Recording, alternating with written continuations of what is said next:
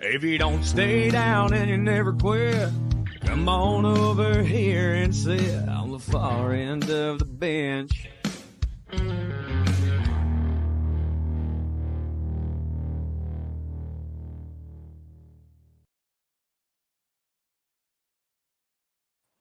Ladies and gentlemen, it finally, we're back. It's been fun with just having, I've been able to hang out with you. I feel like we maybe gotten to know each other a little bit better. I had Brandon from Variety Sports on. I had Dom on. So shout out to those two for jumping on, being guest hosts.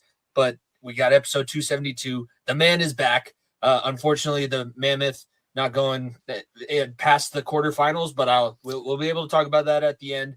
It doesn't mean that he's less busy because the Redwoods PLL season is basically right around the corner. So it's good to have him back. It's good that everybody's here. Make sure you're subscribed, following at FEOTB Pod. If you want to subscribe to one of our memberships, you can be a benchwarmer, you can be a role player. We'll talk a little bit more about everything that has involved. But man, it's good to have my co-host back, Niko Bright, ladies and gentlemen. Thank you, Jimmy. Thank you. It's been a long month for me, to say the least. I have been in charge of 4 different teams this past month, basically having no time to myself. And slowly after this week, after next 2 weeks, I'll only have one team to deal with. So I've luckily gotten through the tough part. And after our last little training camp next week, Redwood season will be in full swing, and that'll be the only team I'll have responsibilities for. So yeah, it sucks that Mammoth lost, and it's a real bummer that season ended. But I wouldn't be back on the show until that season ended, because I'd probably be on my way somewhere in Canada at this point. So it comes with its positives and negatives. So happy to be back. Thank you to everyone that joined the show while I was gone. I appreciate it so much. So, and thank you for holding down the fort, Jimmy. Of course, it was, like I said, it was good to flex that muscle again, because I hadn't done solo shows in a while, and it jogged some new ideas. Before we get into everything, and we'll probably still be able to talk about this, but since you were out for the last month, I can't imagine how you felt when we were coming back, because now you get your outlet to be able to talk. And we have it's the day, as people are listening to this, it's the day, the biggest day since I said it on our channel, biggest day since this happened. Like, you need to push Game 6 to get to Game 7 and give yourself the possibility of moving forward. But in this month that you've been away, what's the biggest thing that you wish you would have been able to talk about right away that you missed out on? Sorry, our football fans, I could care less about the Broncos draft. We didn't have a draft pick, so I literally was working during the game. So Jonah Coleman looks like he'll be good. I'll do something on Jonah Coleman. I hope they all turn out great, and I'll hear about them in the fall. So, but they're not my priority right now. I mean, like the last couple of weeks sitting here and literally traveling or watching the games on my phone, or being in hotels and just catching wherever I can.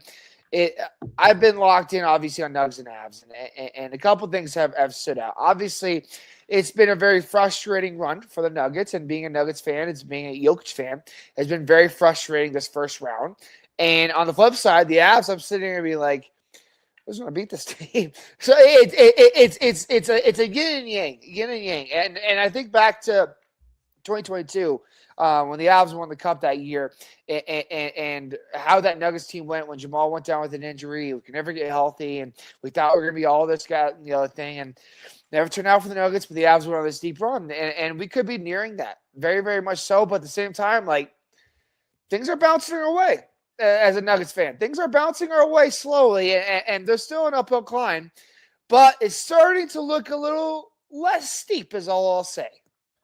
No, there's some things that opened up. I'll tell you, the one that I missed out, not having you around, and I didn't really talk about it because I was like, I'm not quite sure how to approach this. But now with everything that's continued to come out, the Rossini Vrabel thing, that would have been an end of the show. Like, that could have been like if we did a draft show, or if we were late into one of our episodes, that would have been a good topic. I feel like we could have had some good stuff come out of that one. But nonetheless, we've already mentioned it. Game 6 is tonight. As you guys are listening to this show, the Nuggets are trying to force Game 7 back at home, and it's survive. You have to say survive at this point, because the way that this series went, going down 3-1, the Nuggets do have a history recently in the playoffs of being able to come back from down 3-1. We'll see if that's able to continue. But you lose Dante DiVincenzo to an Achilles injury. You lose Anthony Edwards for the rest of this series. Who knows what happens the rest of the playoffs? I don't think that he's been ruled out, but it kind of bleeds into the storyline for Game 6. This is going to be Minnesota's swan song, because with the way that things are working out, they're probably looking at it like, we're probably not going to make a deep run, but if we can beat the Nuggets again as the low seed again, that would be something. We're their Super Bowl every year. Minnesota Timberwolves never been to the NBA Finals, for Pete's sake. Okay, so like we're their Super Bowl. We're about to be Minnesota enemy number one, depending on how the other series works out too. The state already is, and my sister-in-law is from Minnesota, and I told her, I was like, "Look, we don't like your state very much," is all I'm going to say. And she's like, "Well, it's a nice state." I'm like, "No, Minnesota sucks." And she's like, "Well, now it's fighting words." Look, I will say this. Biggest game since game 5 of the NBA Finals, may be a slight stretch considering what happened last year in Game 7 against OKC. That's the only reason why I say that. And the way that game went though, and how badly we got blown out, it obviously is expected to be a lot closer game. So it's a fair statement. I will say though, the door's open. The door is open because after Game 4, I mean, I didn't watch Game 4. Well, you didn't watch it either. We were sitting there at the playoff game. I was getting updates on the TV screen in the locker room while I was worried about our game. And I saw that we had a lead. I saw we went down, and I didn't even know Ant got injured. I knew DiVincenzo went down with an injury because my phone kept blowing up about that. But I didn't see the Anthony Edwards injury until Sunday morning. And I sit there and I'm like, doors open. Like this is an opportunity because, frankly, we probably don't beat them. We probably don't beat them with Anthony Edwards. Probably don't beat them with DiVincenzo. And frankly, who knows if Minnesota beats us with a healthy Aaron Gordon, Peyton Watson? It's a yin yang. This argument on Twitter is crazy because I saw this being like, well, Nuggets fans are convincing themselves that Aaron Gordon and Peyton Watson are more valuable than Anthony Edwards and DiVincenzo. He's like, yeah, you may be right. Anthony Edwards is the best player out of the 4 you just listed, but Aaron Gordon and Peyton Watson take massive 30-minute stretches in the game. And they're the two best defenders, which has been the thing that's been called out most blatantly in this series. Blatantly by Jaden McDaniels and everybody. So I mean, he basically called out the size of your underwear when he called you out for not being able to play defense. And for those saying that we're frauds and all the other things, you have to have luck go your way. Do I not want to remember all you Oklahoma City fans that had the Halliburton get injured in Game 7 in the first 5 minutes of Game 7 in the NBA Finals last year? Or what about Tatum blowing his ACL and the Celtics not making the finals? Or what about no AG for Game 7? Or what it goes back to Durant. It goes back to Durant. Like, go down the list of guys that they dodged. You have to have luck to win championships. It's not just the best team wins every single time. It's not. It is a lot of luck also going on your side. So the fact that we got this luck, that's not my fault. I'm sorry. And the door is wide open. And look, I was there Game 5, and I sat there Game 5 on Monday and watched the game, and I was like, you know what? Like, this team has a real chance because I sat there and I'm like, what is this team going to do to beat us? What is Minnesota going to do? And I looked down the roster and I said, okay, Mike Conley's 38-year-old ass is not going to beat us anymore. Jaden McDaniels, good mid-range game. Really great defender. Not really going to kill you offensively. Rudy Gobert. Might be a problem when they play at home. At home, yes. Rudy Gobert averaging 6 points a game this series. But he's been a menace on the defense. Defensive end, exactly. That's what I'm saying. Defensive end. And then there's Julius Randle. I am telling you right now, if the Denver Nuggets can't win 2 wins in a row where their whole offense for the Minnesota Timberwolves revolves around Julius Randle, you don't deserve it. Like, I'm sorry. Rudy Gobert is not going to take the offensive load. Conley's not going to take the offensive load. Bones Highland ain't going to do that. Jaden McDaniels, good player, not going to be able to do that.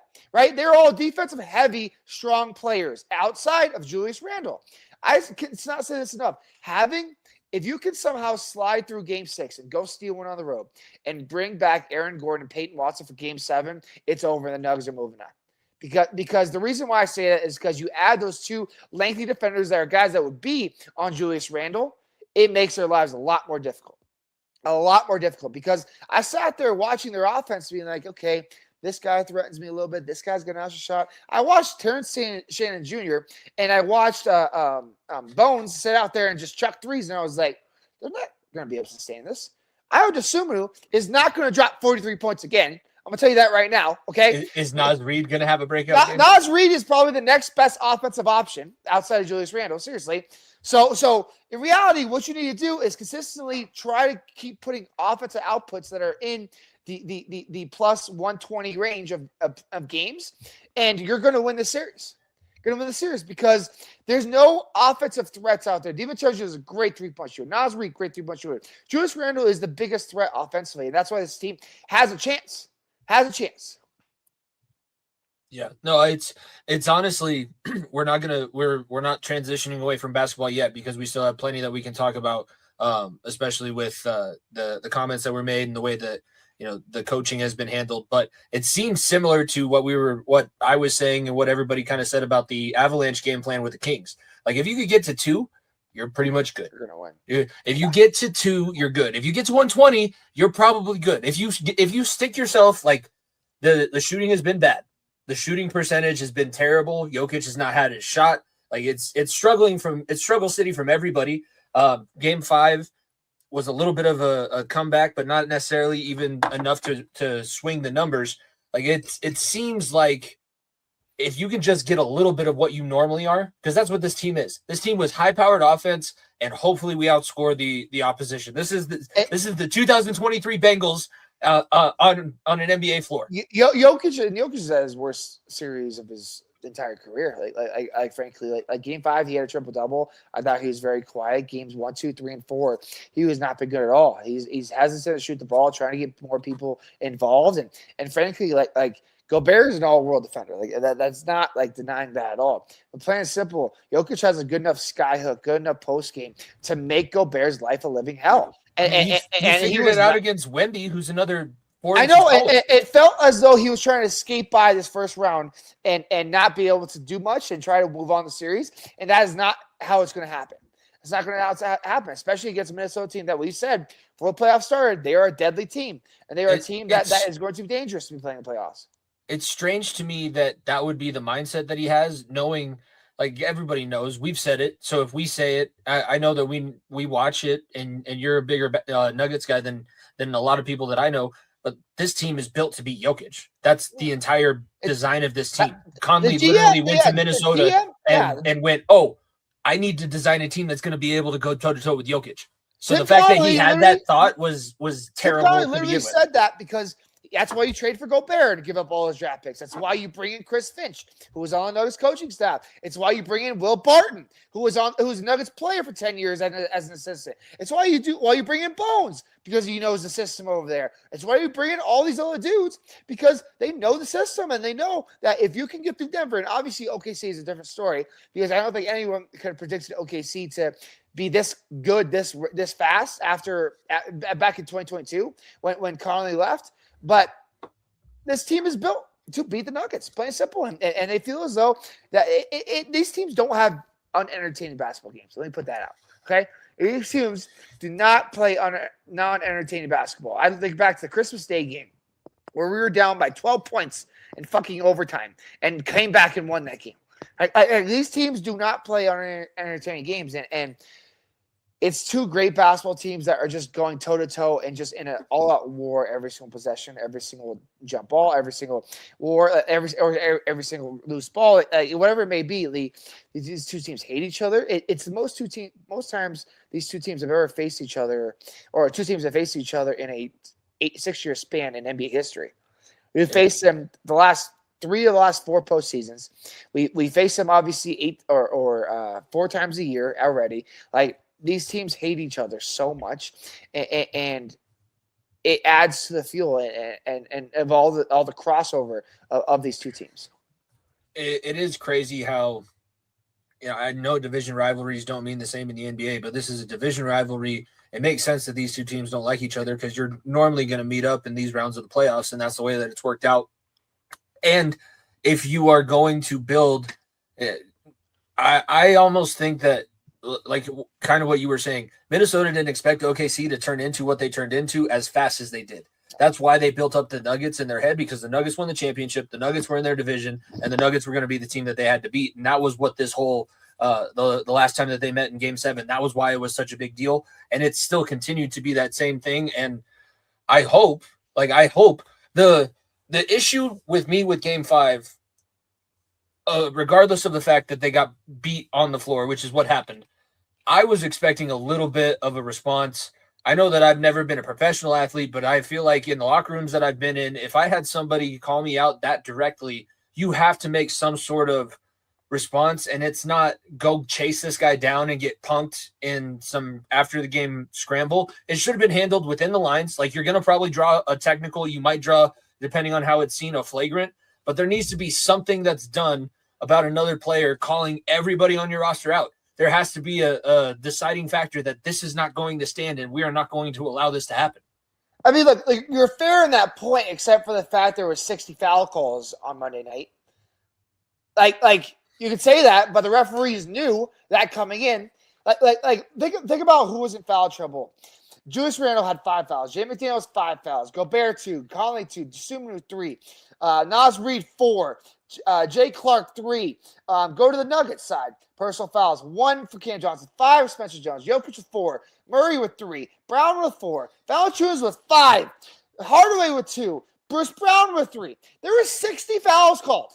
Like you could say, yeah, I'm so used to hockey. I didn't realize that the referees came in and actually decided to take control of this. They took control of the game very fast. I'll tell you that, very fucking fast. And frankly, I'll say this: that benefits us. It's probably for the best. It benefits the Nuggets. It benefits the Nuggets 100%. Like when you don't allow McDaniels and Gobert to have hands on Jokic, have hands on Jamal, and be pests, it changes the game. That's Minnesota's whole game plan, is getting up into us, right, and forcing the ball out of their hands and make them feel you. Basically, make them feel you. When 60 fouls are called, I expect that to happen again in Game 5 or Game 6, and probably Game 7 as well. But when that many fouls are called, it's insane, right? It is a clear statement saying we're not letting this get out of hand, and because you let it go out of hand, Minnesota's trying to play for another day, and Denver's trying to live for another day. Like it's like yeah, I understand the don't let a guy punk you, but 60 fouls called, yeah, you don't even really get a chance to because they're calling it so tight. Yeah, then if that was the case, I wish that the response on the court would have been a little bit better, because there has to be something that you do. And like I said, they did a little bit of it, like Christian Brown dunking and waving his finger and hanging on the rim and doing that little bit extra. That was a direct response to what happened, but it just like the response didn't match what happened. You have the ability to erase all of it. That's the beauty of it. You win Game 6, you get to Game 7. I'm hearing very prominent voices say Game 7 is a formality because this is going to be loaded up at home, the best shot that you're going to get. Do you agree with that, or do you think that no matter what, like Minnesota is relying on the fact that they still have 2 shots and the Nuggets just, you have to get lucky every day of your life. I only have to get lucky once. I'll say this. I remember back in 24, I believe it was 24, the year after we won it all, and we went to Minnesota, Game 6, up 3-2. We go to Minnesota we win Game 5 at home. Everyone, the crowd goes nuts. Anthony Edwards says this whole thing: "Don't let us come back. Don't let us do this. Don't let us do any of that." And we go to Game 6, and they dominate us. And Game 7 turns around, and we have the 19-point lead in Game 7, and then lose it at home. I think if you're looking at trends, this could be the exact opposite. In terms of Nuggets are now the team saying, "Don't let us come back. Don't let us get to Game 7." Because Game 7, Jaden McDaniels is going to turn the ball over 5 times because he's getting booed every possession. Gobert is going to get 2 points, and it's going to be off dunks, right? Not Julius Randle is going to have to carry the load. Don't let us come back. Like I've already once we lost Game 4 before Anthony Edwards news came out, I already shipped the season off. Right now, we're just playing with house money. You let us get back, you've already ruined a year of Anthony Edwards and Rudy Gobert. Like, plain and simple. A year of Naz Reid and James McDaniels on this team without them getting these high-level contracts. If Minnesota wants to win the series, it is happening in Game 6. And if not, it's going to be over in Game 7, and Denver will be playing San Antonio in the second round. Like, that's how this is going to be looked at, because this is your opportunity. If you don't take advantage of it, then it's on you. And then we're going to be able to take this at Game 7, because this team without Anthony Edwards, because they do not have a killer on their team. They don't have a killer on the team. When you take the killer off the floor, like an Anthony Edwards, it changes everything. Because who's the guy that's going to hit a fadeaway 3 to send this thing to overtime on Christmas Day? Who's the guy that's going to get up in the crowd and start chanting at people because he has 35 points and just cooking your best defender? There is not one guy over there that can do that right now that is healthy. Not one. Not one. Gobert ain't doing that. Julius Randle is the closest one doing that. Jaden McDaniels can't drop 35 a game. Sumner's not going to do 43 points again. So if they want to win the series, it is game 6. If they don't, we'll see San Antonio in the second round after winning game 7. Before we get into predictions, because this is going to be right before the game starts, what credence do you give to the narrative Jokic he's never beaten a team that's had 50 wins in any of his playoff series? He's always been, quote, somebody said carried. We don't pay attention to that guy's opinion, but the objective truth is that all of the teams that he's beaten in the championship run had less than 50 wins. And since the championship run, he has not beaten a team in a playoff series that has more than 50 wins. I mean, look, that's cool. That's cool. That's cool. You guys can say that. But then why didn't anyone else win in 2023? I mean, like, if you want to have the conversation, why did no one else win in 2023? Look at the names who he's beaten in the playoffs. If you want to have this conversation, he has been beaten Kawhi Leonard and Paul George 3 times. Beaten the Clippers 3 times. He's beaten LeBron James, Anthony Davis twice. He's beaten Anthony Edwards, Rudy Gobert, Karl-Anthony Towns once. He's beaten let's go down this list. Who else? Jimmy Butler, Bam Adebayo. Jimmy Butler, Bam Adebayo. He's beaten Kevin Durant, Devin Booker, Chris Paul. Are those top 50 guys all time? A lot of them are, yeah. Oh yeah. Okay. So that's fine. It's cool. You guys want to say the 50 win thing and everything? That's fine. It's cool. That banner up there looks pretty real to me, is all I'm going to say. So if it was so easy, you should have been a better team. Did OKC last year beat a 50-win team last year? I have no idea. Where's your answer? No, they did not. No, they did not. At this point in the NBA, with they're changing the draft order again, so we'll see how that process works out. When you are the number 1 seed of the NBA, you get to face the 8th seed. Yeah. You get to face the 4th seed. You then get to face the winner of the 2, 3, 6, or 7. It's almost like they want you to win the regular season so you have the easiest path to the championship. Is that something new? Do you want to win? You want to win the regular season so you have the easiest path to the final? Indiana, they were a 4 seed last year, and they weren't 50-win team, and everyone's not discrediting that. Yeah. But you want to discredit us beating Miami with Jimmy Butler and Bam Adebayo? Do you want to discredit us with beating LeBron James at the end of his prime? Beating Anthony Davis, who's an all-NBA player in his prime? Beating Kevin Durant? Beating Anthony Edwards? Like, okay, it's cool. You can do that. You guys can do that all you want. But that championship banner still looks up there every time I walk in the ball arena for work, and that looks pretty damn real to me. And those fans in Minnesota, you wish you could have one of those. I'll tell you right now, you don't have any of those. Minnesota Wild, the Timberwolves, the Vikings. They're still looking for any kind of conference championship. They're still looking for a win past the second round of the playoffs. So yes, you can do it. No, Minnesota made the conference finals 2 years ago. Last year and 2 years ago. So that's different. But they still have never won NBA finals or been to an NBA championship. No, and it's not getting.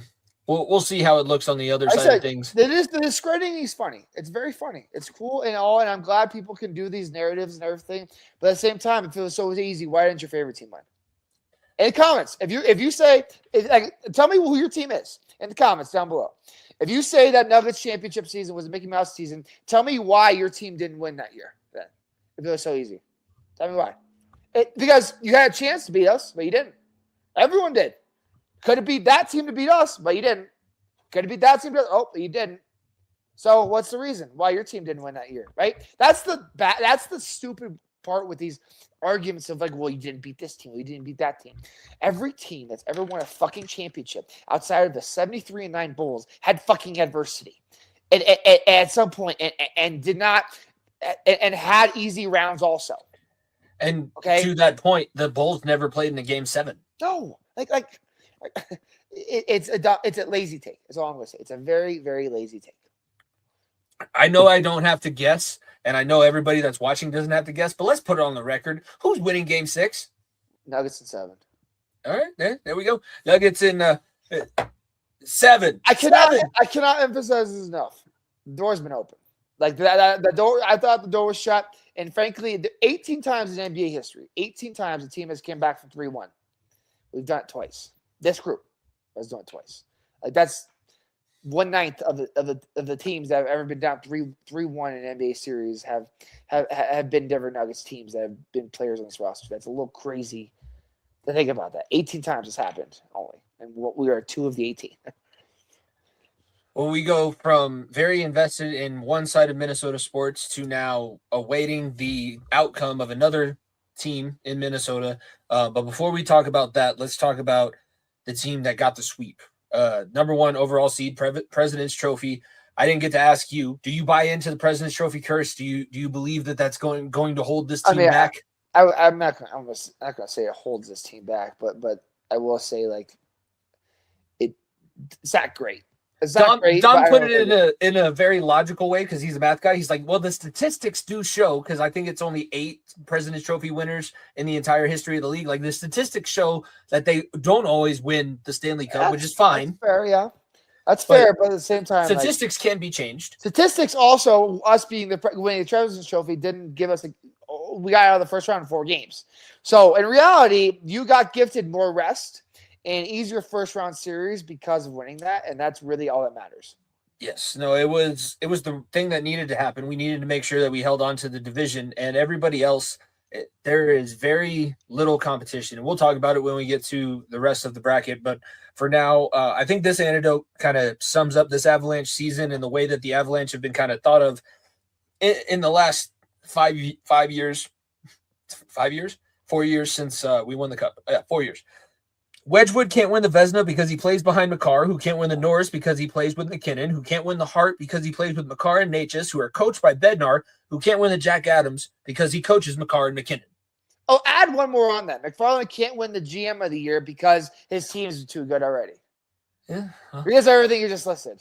Oh, and by the way, he traded a first-round pick for a guy that had a game winner in overtime and scored another goal in the series clinching game, Nicholas Waugh. Oh, and the guy that has Stanley Cup pedigree, who won with Las Vegas. Not GM of the year, not coach of the year, not goalie of the year, right? None of that, right? That's... Not MVP, not defenseman of the year. As of where it is now, I'm not sure when the awards are announced, and it might be by the time this show comes out, they will be announced. This little exchange might not be worth as much, but to me, it's stupid because.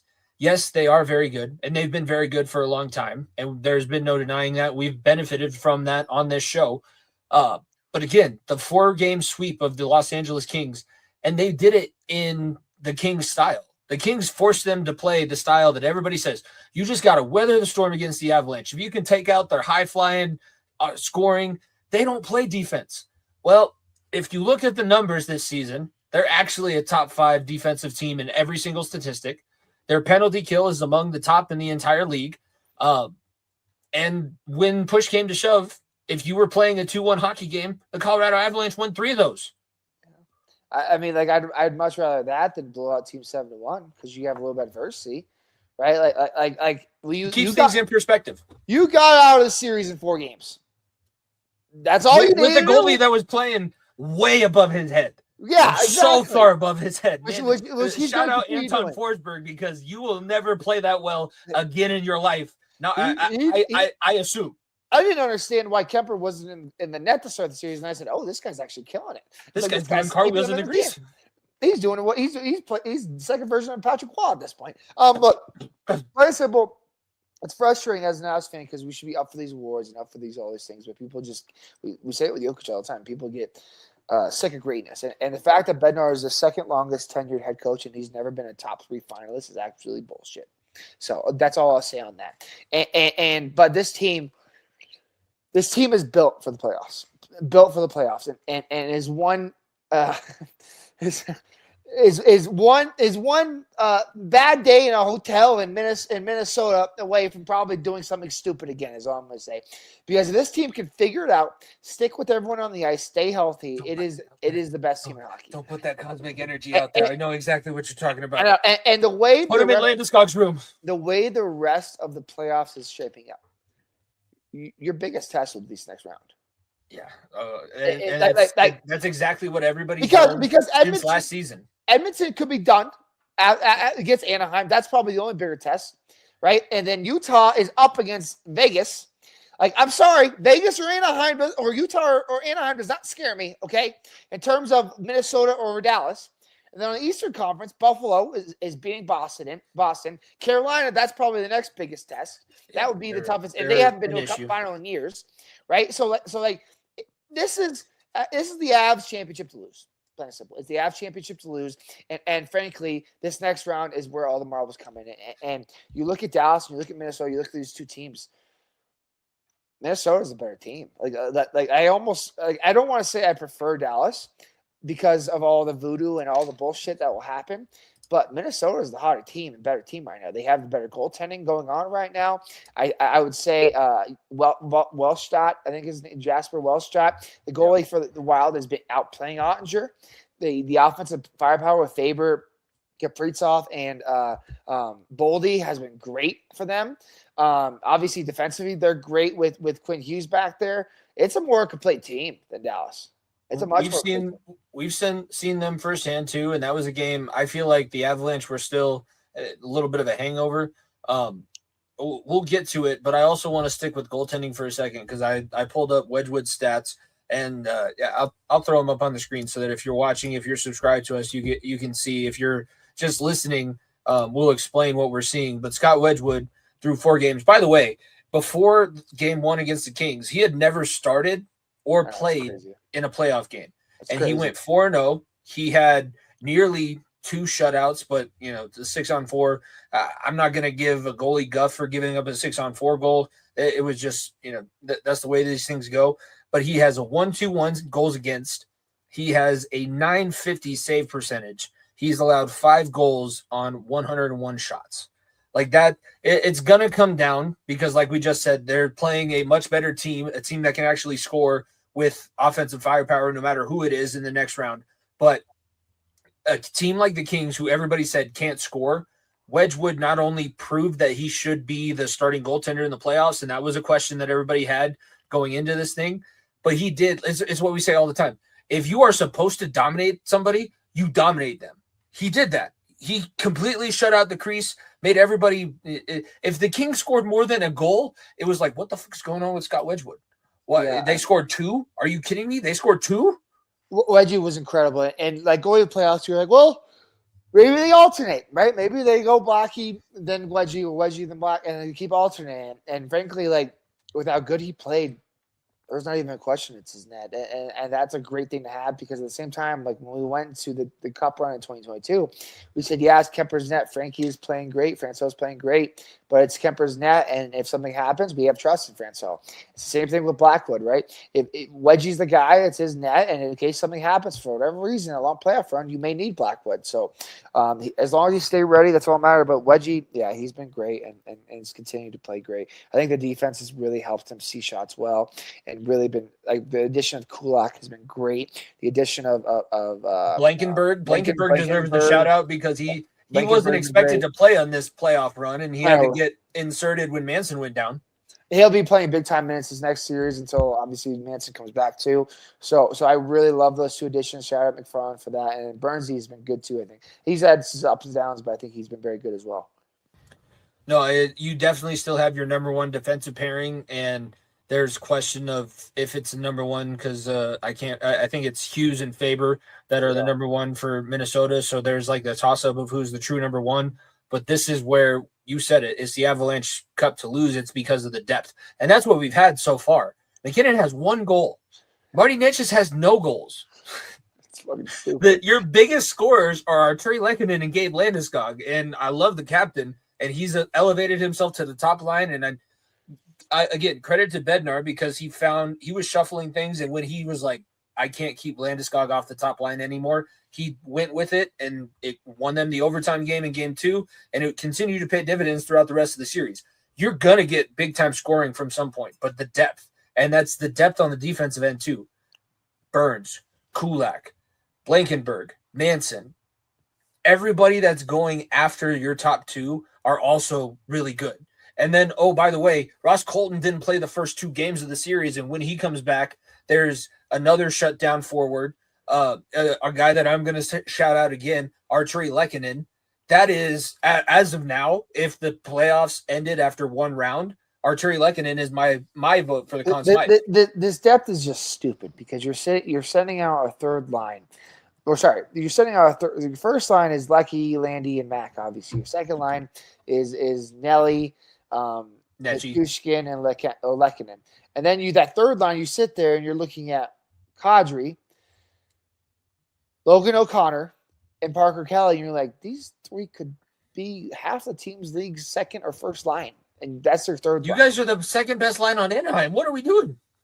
I maybe for arguing first line, and then you add in the fourth line where you throw in Colton, you throw in Kiwi Ranta. Kiwi Ranta has zero offense, but Kiwi Ranta is a hell of a defensive defender. Like the depth is just stupid. It's just stupid, and like we'd even mentioned Wah, like he's on that third line as well, mixing in like the fourth line is as good as some teams' second. So it's really, really good thing to have.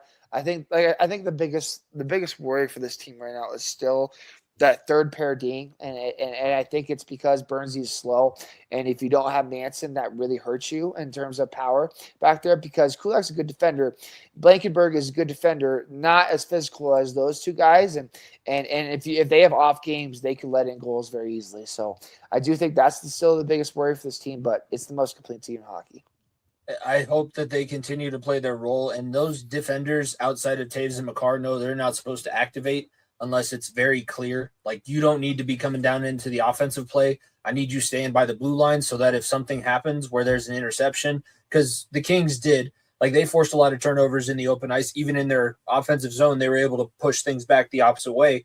But if you're playing where you're supposed to be, that doesn't necessarily hurt you, especially with that lack of speed. Because the top line can make up for activating on a bad play. Everybody else, it's going to be an issue. It's going to be a struggle.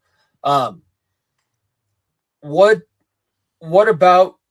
can we say about the Kings? What did they do well enough that showed us maybe where we lacked? Is there any good thing that you can say? Is it Smith being able to handle the glass being broken on the top of his head? I can't believe. I'm so glad we decided we weren't doing playoff streams after those games, because there ain't no way I'm staying up till midnight. Well, I mean, I was at the arena the next day. We had a practice the next day there, and I looked at and I got a good look at it. So it was kind of funny seeing all the glass shattered right there on that bench. I mean, like, the biggest takeaway there from the Kings is that Forsberg's good, and Kopitar had a great career. And that's as much as I want to say about that, because there was nothing else that really stood out to me. And they hit well. Byfield's annoying. Byfield is good enough to be annoying. They hit well. That's what I'm saying. They hit well. They have good defenders, strong defenders that hit well. That's it. That's as far as that goes.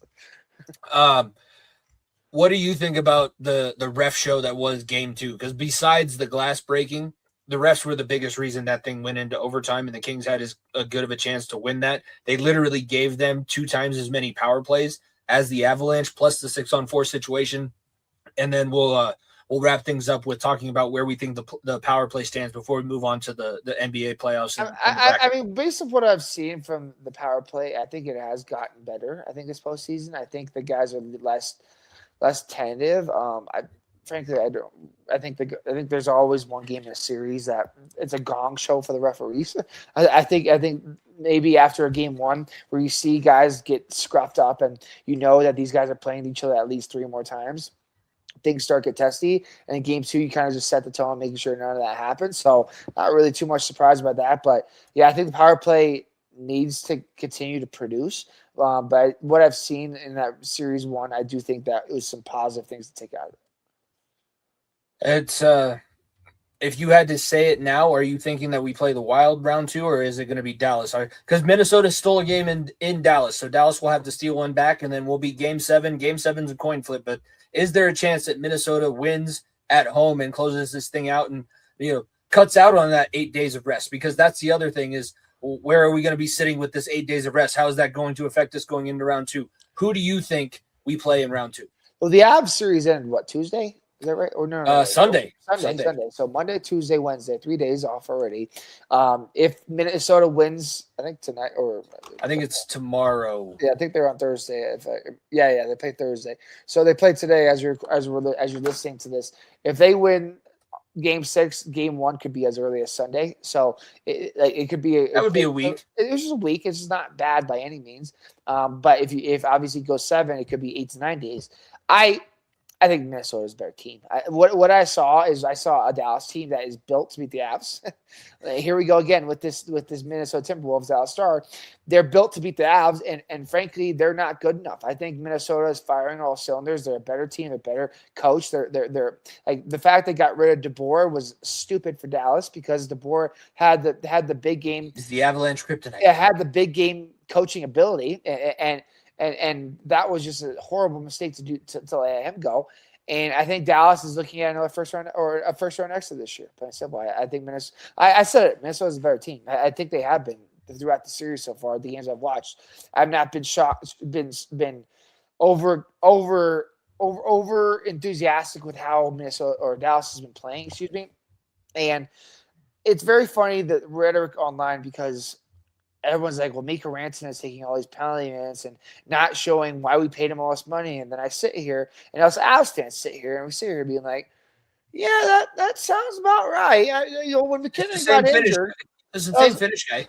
I was like, when McKinnon was out, was Rantanen doing all this? I don't really think he scored so. 100 points. He did that, but it helped a lot that he had Lehkonen. It helped a lot that he had Landeskog. And Makar. Makar, when you have a guy out there like Matt Duchene as your center, is a little different, is all I'm going to say. There is levels to this. No, I honestly, the voodoo and the superstitious and the Italian in me is like, I don't know if I want to touch the Dallas in round 2 because, like I said, I told Dom, of the 6 years that we've had this show, I've talked about the Dallas Stars eliminating the Avalanche 4 out of those 6 years. The other year we won the cup. The other year the Kraken beat us in the first round. It's literally 4 out of 6 years that I'm like, I'm not going to make it 5. I'm not going to do it. But also, yes, the firepower of Minnesota is like, ugh. I think it'd be better to get the revenge on Minnesota than it would be, revenge on Dallas than playing Minnesota. But I do think Minnesota's the better team over those two, and that's why I'm not shocked if Dallas is balanced on Thursday night. Well, that's a good heap of Colorado sports for you, and now we get to set the stage for the rest of things going on. And we're going to go back to basketball because I know it's been tough for you watching games, but when you see the bracket, I'm sure that you know enough about these teams and the way that things work. You'll be able to kind of lead us through the teams that we know are moved on. In the West, we have the Thunder, we have the Spurs. They dispatched the Thunder, sweep the Suns. Never even was close. Thank you very much. There wasn't one close game, by the way, that series. OKC won by 10 points each game. So thanks for a waste of 8 days, Phoenix. Yeah, no, that was terrible. And the Trailblazers got one game before they were gentlemen swept out of the first round. Nobody's moved on in the Eastern Conference yet. And there's a lot of really tight series, but let's talk about those two teams that were able to move on really quickly. And one of them we're going to see in the next round, possibly, depending on how Game 6 goes later on tonight. But the Thunder and Spurs proving why they were the number 1 and 2 seeds overall in that Western Conference. I mean, yeah, obviously the two top MVP candidates in Wemby and Shea doing what they do. Wemby was out for a couple of games for Portland. Obviously, concussion protocol one there, so that helped them a lot. But I mean, like this, I've said it all along. The OKC team, it's their championship to lose, and frankly, they're not going to get a test to the Western Conference Finals, which is very annoying. But that's what happens when you're the number 1 seed. You have to face bad teams. Sorry for those people that are complaining about beating under 50 win teams. But yeah, San Antonio, the West is the drop off is very, very hard after 6 in the West. Like the East is not as good. I don't think it has as elite level teams as the Western Conference, but it has better depth. You look at the 8 and the 7, the 2-7 and the 1-8 matchup in the Eastern Conference, you'll see why. But OKC and San Antonio, I don't need to say too much. They dominated their way through, and it's a good thing. It's the first playoff win for San Antonio since 2017, which is crazy because all those, like, our whole lives, San Antonio was an elite team that was never not in the Western Conference Finals, and they went on that spell, got lucky with a lottery ball, lucky if you want to call it that, and was able to be given a French phenom, And the Spurs are destined, and now whoever Minnesota or Denver that comes out of the series is going to be facing a well-rested San Antonio team, which would be scary.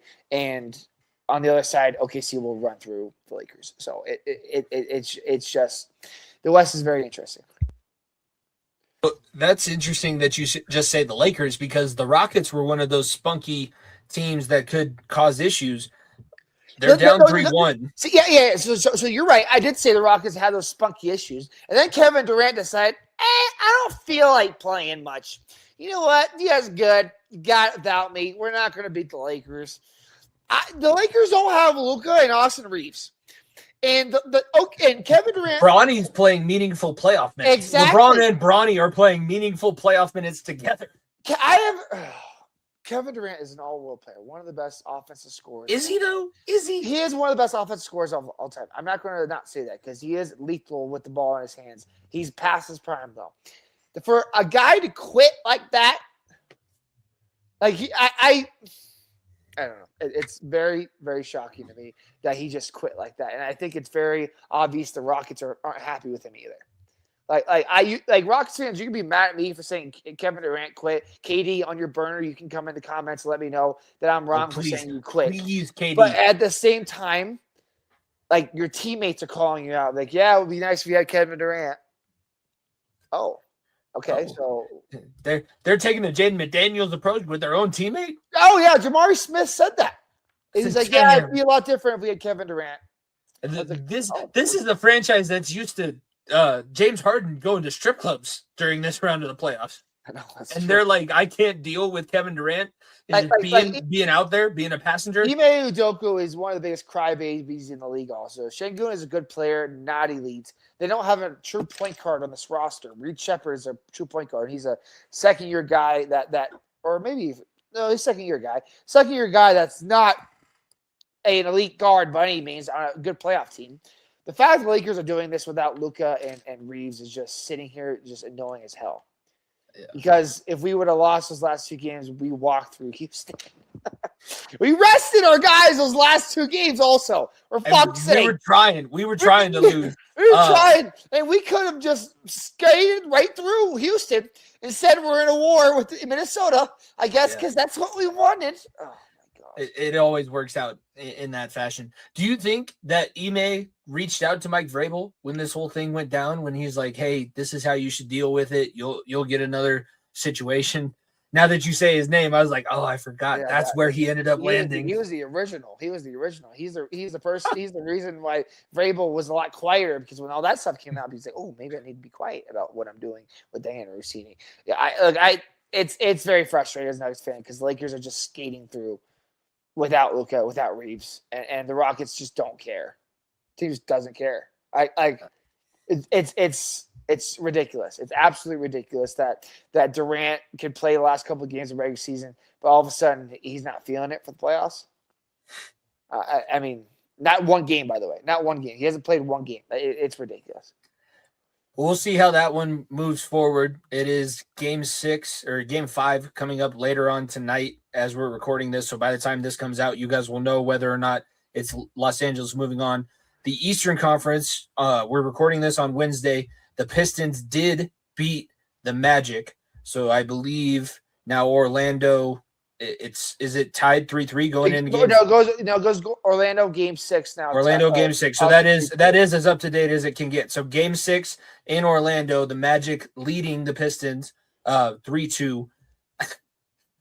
You would have loved this over the last few weeks. And I don't know if the kids are watching the podcast or if there's just a class that's like they're asking because they want to know. Because I talk a lot about the Avalanche. I don't talk as much about the Nuggets. I have Mission 16W up on the whiteboard, and I'm marking off X's. There's 4 X's for the Avalanche. There's 2 X's for the Nuggets. But they were asking me, who do you think is going to win the NBA title?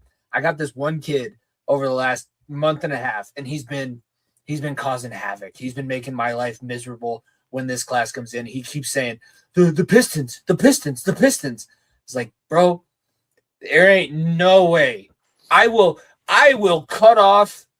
I'll shave my face. I'll go bald. I'll go full like alopecia, shave my eyebrows if the Pistons win the NBA championship this year.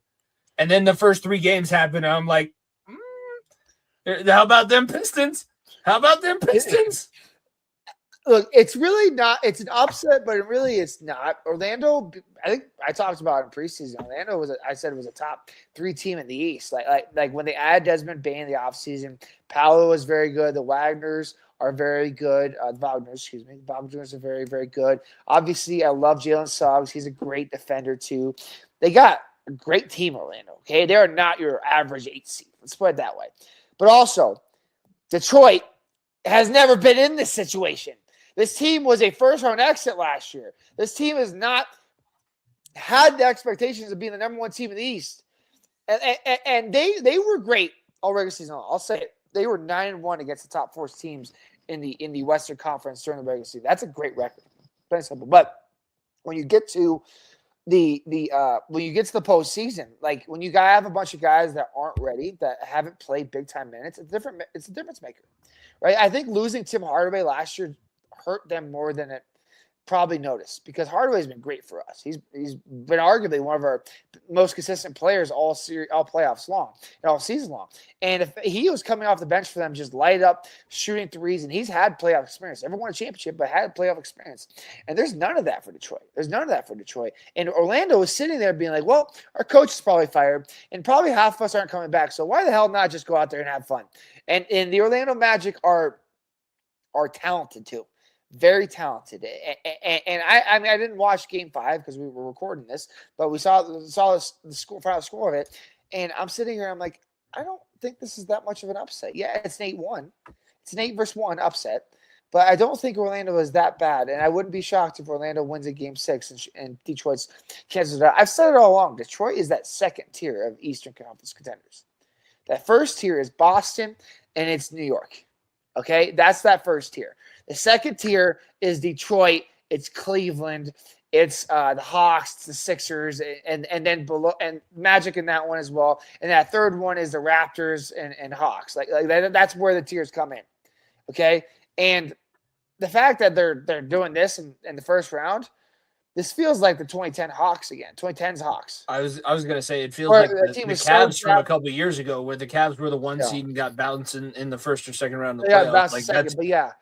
It's not at all impressive, and frankly, if you're Cleveland, like we've talked about them over and over again, you have a golden opportunity to make the conference finals. Okay, is all I'm going to say. You hear that, Doug? You hear that? This is your golden ticket. And just make sure James Harden stays on the Ozempic, okay, and that he does not get a fat suit, okay, and that you guys can take care of business against Toronto, and then you guys should be on your way to the Eastern Conference Finals. And let Boston and New York beat the crap out of each other in round 2. Let's see. I have 1, 2, 3, 4, 5, 6, 7, 8, 9, 10 strip clubs within 5 miles of the Cleveland Cavaliers facility. So that may be easier said than done, Niko. That may be easier said than done. All I'll say this is he's better when he does stuff like that. He's not better when he eats a lot of the food. So maybe stop selling food if I were those. No strip club buffets. Go to strip clubs. No strip club buffets. Clubs. Keep him skinny. Keep him skinny and athletic, okay? He can hang out. He does better when he does that night before. Keep him skinny, and he'll be fine. Where do the Celtics fall for you? Because the Celtics right now and the Knicks, we can move to the other side of the Eastern Conference. The Knicks leading 3-2, the Celtics leading 3-2. But these are both series that everybody was expecting that 4-0 sweep, like what we got out of OKC. Is it concerning for you that these teams are struggling, or is this just what we expected because the East is what the East has always been, what we said this season, not as good as what is on the opposite side?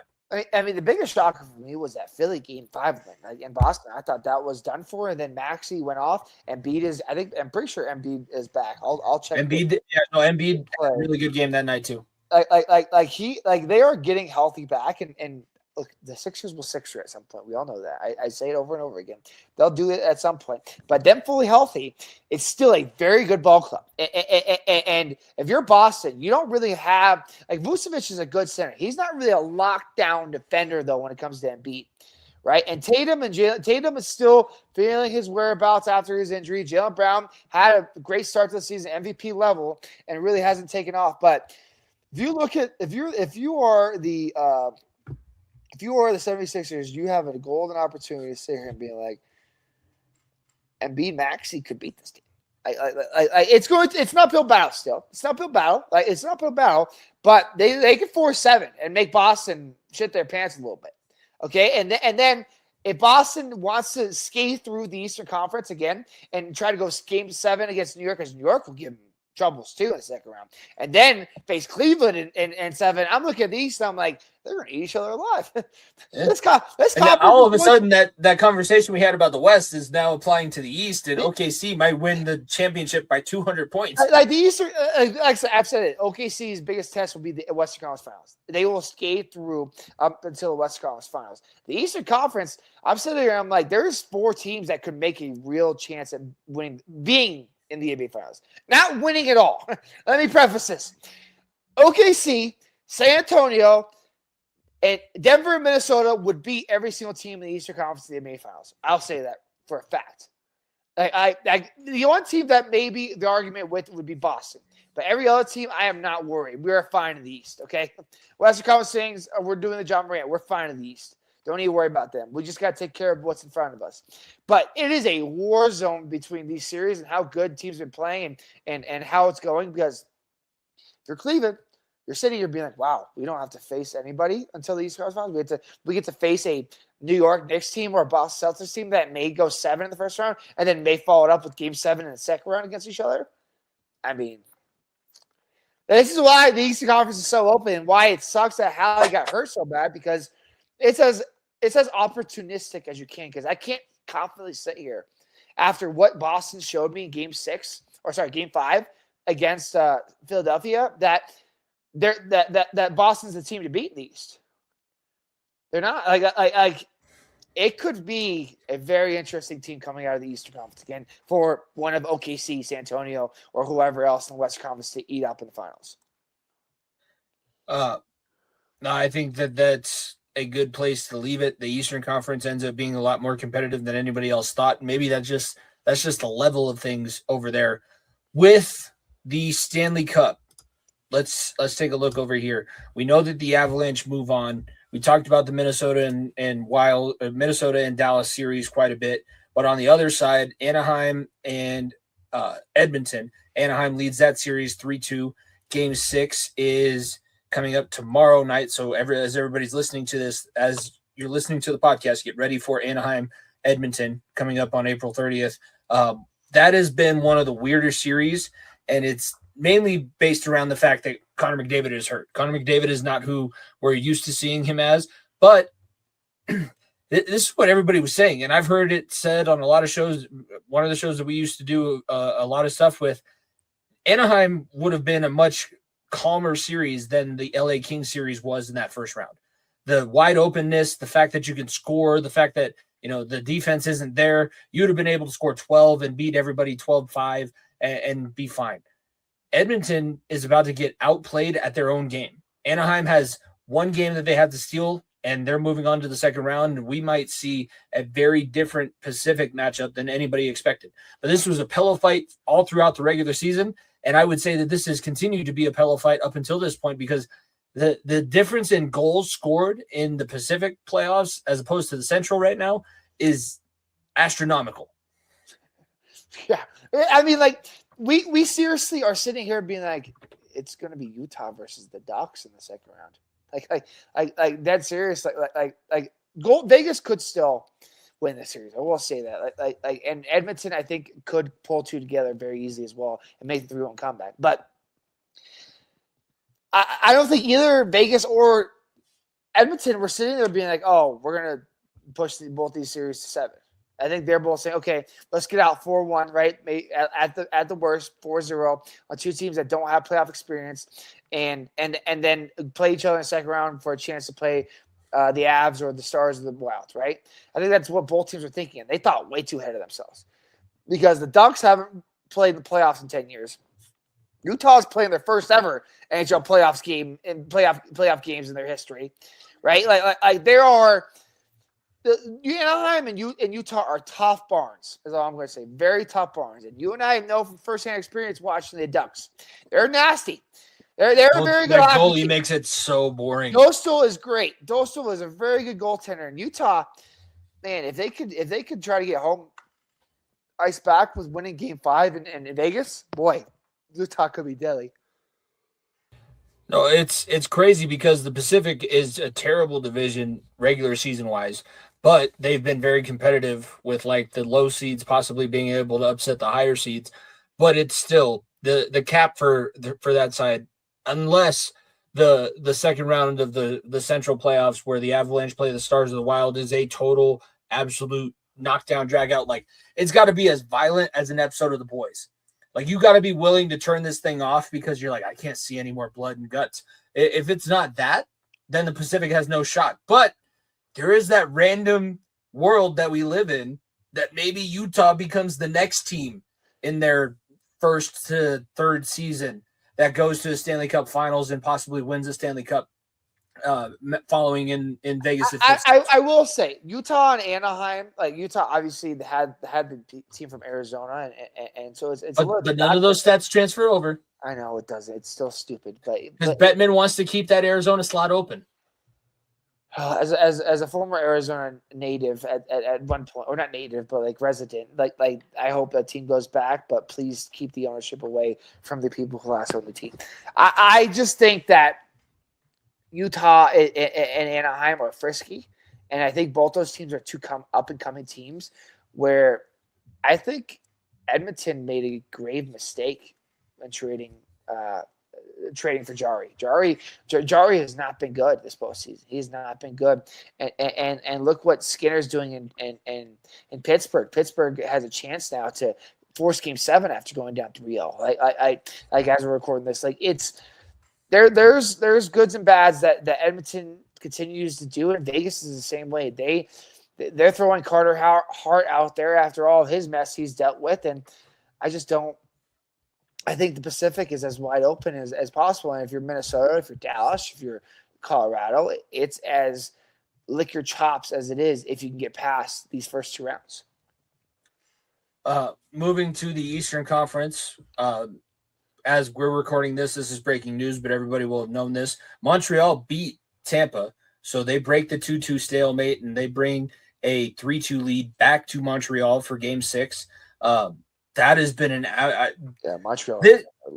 This entire NHL playoffs, I will give credit. The body checks, the violence, the physicality that everybody's playing is something different. There's been a couple times in this Lightning Canadian series, people are going for death.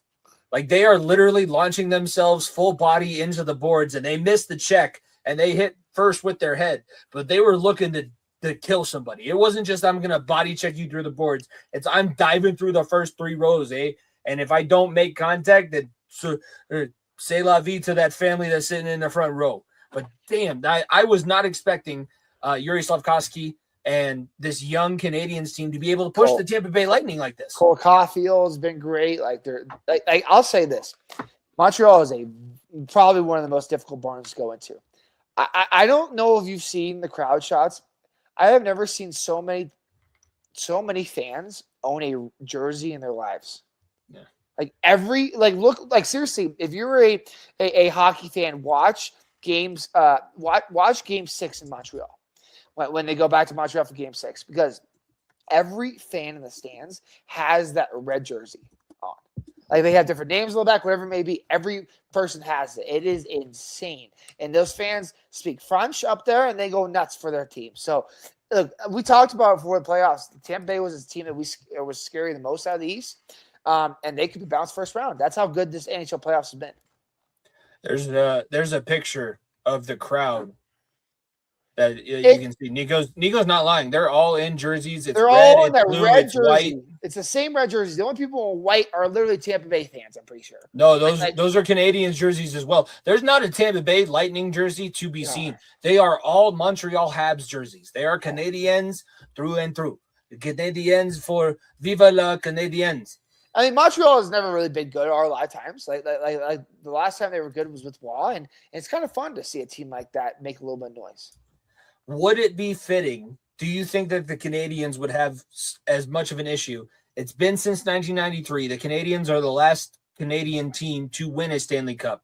Do you think that the other Canadian fan bases are so desperate for a Stanley Cup in the country that they would allow Montreal to win a cup? Or would, after this round, if they are the last Canadian team standing, would they be the one that the entire country turns against? No. I'm going to tell you right now, ask a Toronto fan if they're Maple Leafs fans right now. There's your answer. Is all I'm going to say. Ask a Maple Leafs fans if they're rooting for the Maple Leafs to win a cup. I'm sorry. The Canadians aren't it's not like Ottawa. It's not like Vancouver where it's like there's rivalries. Yeah. Some teams hate those guys, but it's not like I really despise this team. People despise the Canadians. Okay. They're literally named after the country. That's how big of an ego they have. Okay. Think about that. Named after the country, and they don't speak English. So they also pisses off a lot of Canadians. They do that. Right. I would say yes, but at the same time, I don't think a lot of those Canadian fans are if there's borderline fans, yes, I would say, but diehards are saying absolutely not. No, I agree with you. They're one of those teams that has enough history. They don't want the Canadian curse to be broken by the Canadians. Right? Yeah, no, they have the most cups. They have the most sweeps. They have the most playoff series wins. They own the Rocket Richard is named after one of their best players in team history. The award for guy that scores the most goals in a season is named after the guy who played the most amount of playoff games in a Canadian sweater. Montreal is who Toronto thinks they are. Exactly. Plain simple. The history of Montreal.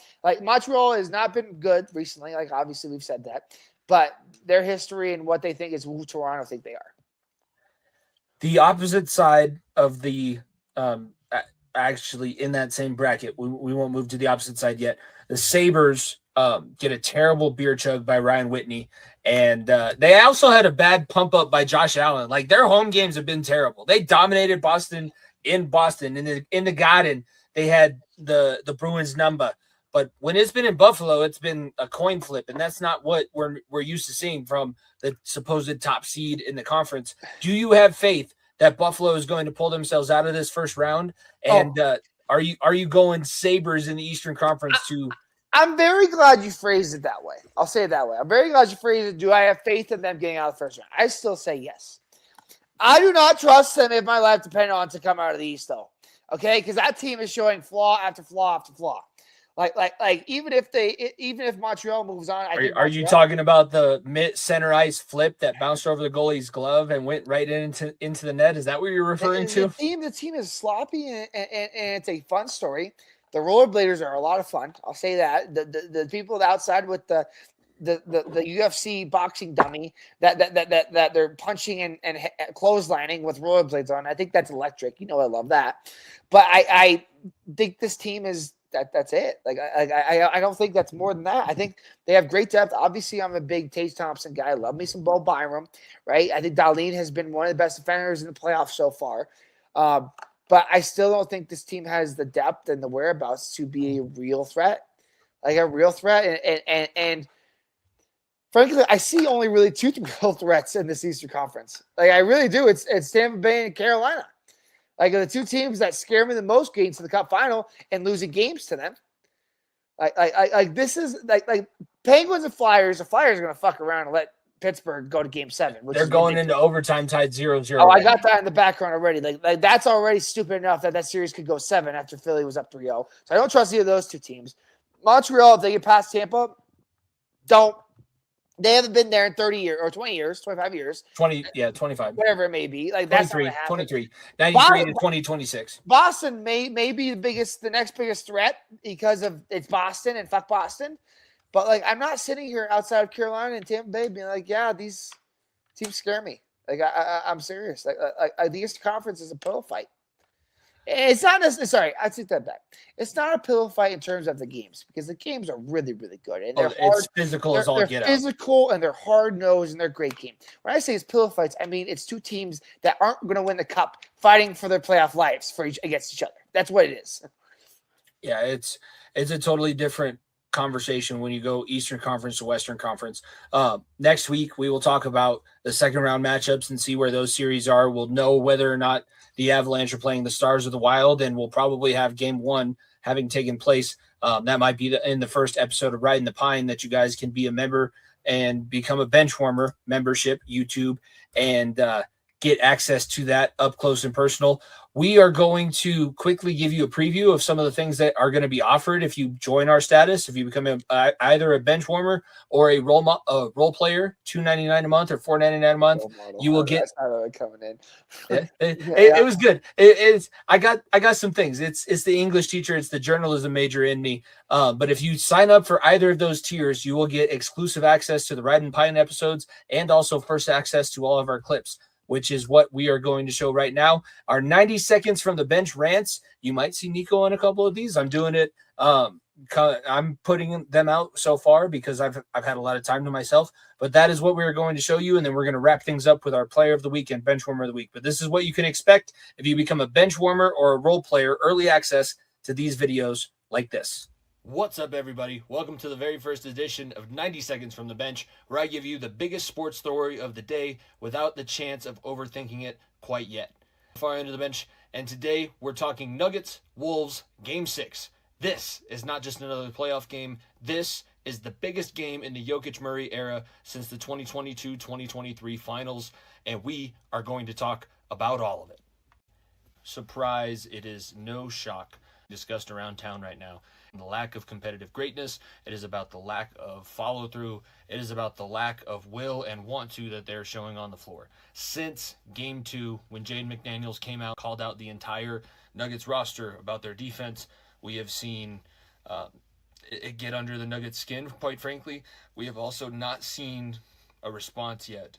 I know that Christian Brown had a little bit of a finger wave after a dunk, so that is something, that last-second layup, which comes running down the floor, championship caliber team to have.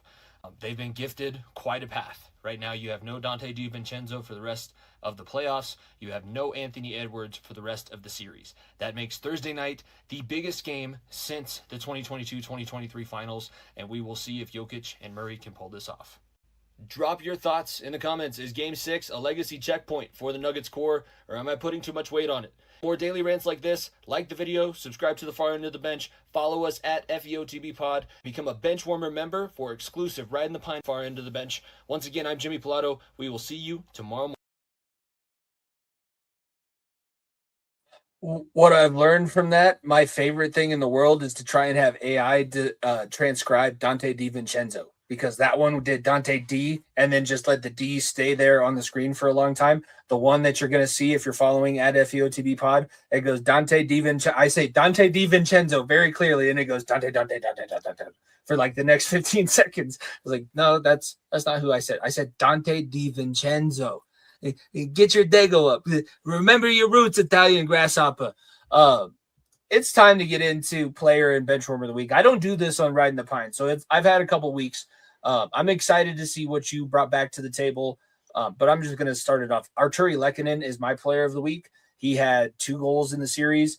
That sequence where he had Artemi Panarin put locked down, like Alcatraz had people less locked up than Arturi Lehkonen had Artemi Panarin in that last game on Sunday. The dude is an absolute stud. He was a key contributor the last time they won the cup, and he might not always put in goals, but the defense this guy brings, the want to, the attitude, the willpower, this is the Finnish guy we should have kept around, and that's exactly why Chris McFarland did it. Arturi Lehkonen is my player of the week. My player of the week, I went along the same boat. We talked about him a lot earlier. It's Scott Wedgwood, 4 wins, 4 games, 1.21 goals against average is insane, right? Although the Kings aren't a great firepower team, unreal. 9.950 save percentage is great. Only 5 goals allowed. That's for 4 games. That's actually nuts. That means you let in 1 goal a game. Like that's literally the stupidest things I've said. And he had 101 saves. That's like a hell of a first round from a goalkeeper, is all I'm going to say. 5 goals against on 101 shots in a 4-game playoff is just insane. And Wedgie deserves all the love. So my player of the week's Wedgie. I think he was one that I considered, but I figured that we would be talking about him quite a bit. Along the same lines, who is your benchwarmer of the week? Who are you giving the worst of the week to? I'm going to be careful with how I see this, because it's going to be very abrupt. Okay. It's going to be the National Lacrosse League's referees, and that's all I'll say. Okay. Yeah, no, I think that's fair. That's fair. all I'll say for people that watched the Mammoth game on Saturday and saw that we lost in overtime and really shouldn't have lost. That's all I'll say. Again, not going to get myself in trouble here. So it is very annoying. Our season ended on that, but it's cool. It's cool. We haven't talked about this much, but I do want to say that Mammoth have one of the coolest penalty box traditions. The announcer, that obviously it's like a basketball game where there's music going the whole time, but when there is a player on the opposite team that gets a penalty, dun, dun, dun, dun, hey, number 73, get in the box. It's good. I'm already itching. I was back at the arena today. I'm already itching to get back to Mammoth season, even though Redwood season is starting soon. So I'm excited for that. But it sucked the way it ended. It really, really sucked the way it ended. Obviously, having a 3-goal lead. I think it might have been a 4-goal lead at one point in the second half, and then to blow it, and then overtime we lose, and the guy entered the crease, and he shouldn't have been the one to score the goal, and then the referee, and then the league comes out. Like I said, I'm just stating facts here, okay? Stating facts here. The commissioner came out and said that the referees got it wrong, and that the possession should have been awarded back to us, and the game should have continued. But apparently, 15 minutes after the 15 minutes review after the game ended, that they decided they were going to wait and decide not to remember the rule book. So tough. I'll make sure, you know what? I'll take the blame, Jimmy. I'll make sure I put a rule book next time in the penalty box for the referee so that they know they're on top of things. I also will say, because I'm not as attached to it as you are, but Dom and I were at the game. The review official looked like he had no clue. The review official looked like he knew the rule book about as well as Dom and I did. And we were trying to decipher what some of the hand motions meant as the game was going on. They had no clue what was going on in the review booth. Well, I mean, because my coworker and I sat there on the bench and we were like, okay, he didn't step in the crease. So like when you score a goal, he didn't step in the crease. We know that's the thing, right? But there is a rule that if you step in the crease, right, you can re-exit. You can re-exit, right? You can re-exit and still be in the play, and the play doesn't die. Okay. But the rule we didn't know was that you can't be the first person to touch the ball next after you step foot in the crease. And the game winner was a guy who stepped in the crease 5 seconds earlier and received the ball and scored the game-winning goal. So it's very frustrating. I didn't know the rule. Probably everyone half the people in the stands probably didn't know the rule until after. But after we got the rule explained to us, we were like, "Yep, that sucks. It really sucks to have your season end that way." And Ward was playing well too. Indoor lacrosse is different because you give up, and lacrosse in general is different because you give up a lot of goals. But he was playing very well. It was also 65 shots to 45, and Wardo gave up 12. He played out of his mind. So he was doing everything that he could. My bench warmer of the week is hockey. It is Brady Tkachuk, and we can go along the same lines. Like most of the American players that won gold in this first round of the playoffs didn't really do much for their teams. And Brady Tkachuk was a no-show after that fight initially off the hops. He fought Jordan Stahl 15 seconds into game one of that series. And after that, he was a no-show, did not put up a single goal on the score sheet, or maybe it was one. It was definitely less than a 2-point performance out of him. It was terrible. And Brady Tkachuk, as good as he was for the Americans in the gold medal game in the Olympics in general, if I'm an Ottawa Senators fan, I'm disappointed because that was not a captain's performance out of a guy that's supposed to be, up for these things and get you into these fights and make these things dirty the way that he was supposed to. That was about as easy. That was an easier sweep than what we saw on the Colorado side. I mean, yeah, but Brady Tkachuk will be a St. Louis Blue next year, so it doesn't matter really. I mean, we've said it since then, how as those Americans going up to Canada, not one guy was successful going back. Not one guy. Matthews, season-ending injury, right? Tkachuk goes back up there, first-round exit. None of the Americans that were on that gold medal team really had success in playoff and during the rest of the regular season going back to Canada. Just goes to show they may be coming back to the U.S. Is all I'm going to say. I think Brady will be gone. I'm almost 75 to 90% on that. But Austin Matthews is the tough one because he's the face of the franchise.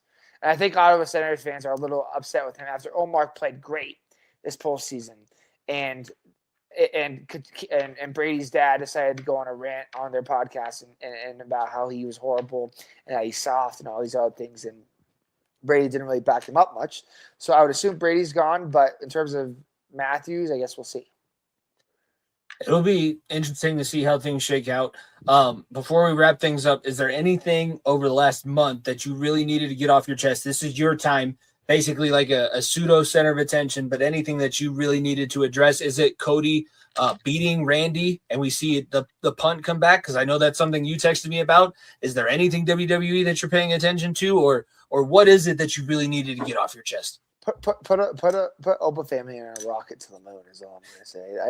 I am all aboard the Opa train is all I'm gonna say for WWE. I didn't watch WrestleMania because I was working that weekend, so I wasn't able to. But I watched the replays back. I also am not paying another ESPN subscription. I'm sorry.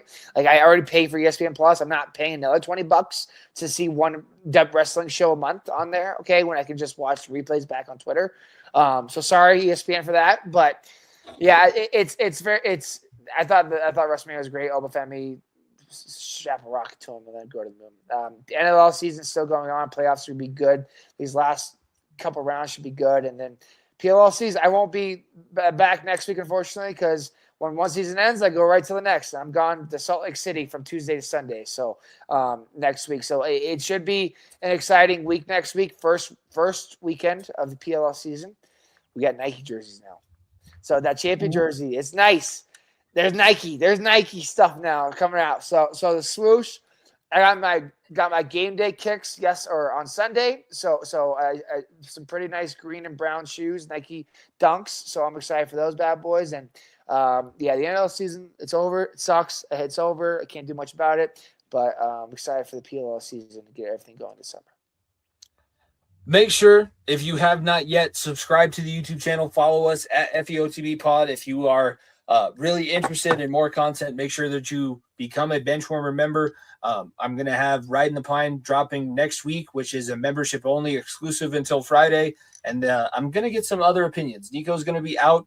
I'm trying to get Jordan or probably Darren, because I need to get a little bit more of the NBA playoffs side of things. And I'm probably going to be bringing on a Minnesota personality that we've had on before, one of my former college teammates, Jordan Carls. He is a huge Minnesota sports fan. So if it's the Wild versus the Avalanche in round 2, plus we get to talk about game 7 between the Nuggets and Timberwolves, you're not going to want to miss that. But make sure everybody subscribes, follows us, and we appreciate it. I'm glad to have the co-host back. We're going to miss him next week, but we're going to get back into a more regular schedule for the summer. Trivia is probably going to be making a return, and all those good things. Episode 272 of The Far End of the Bench for myself, Jimmy Pilato, my co-host, Niko Bryant. We will see you guys next week. Peace! If you don't stay down and you never quit, come on over here and sit on the far end of the bench.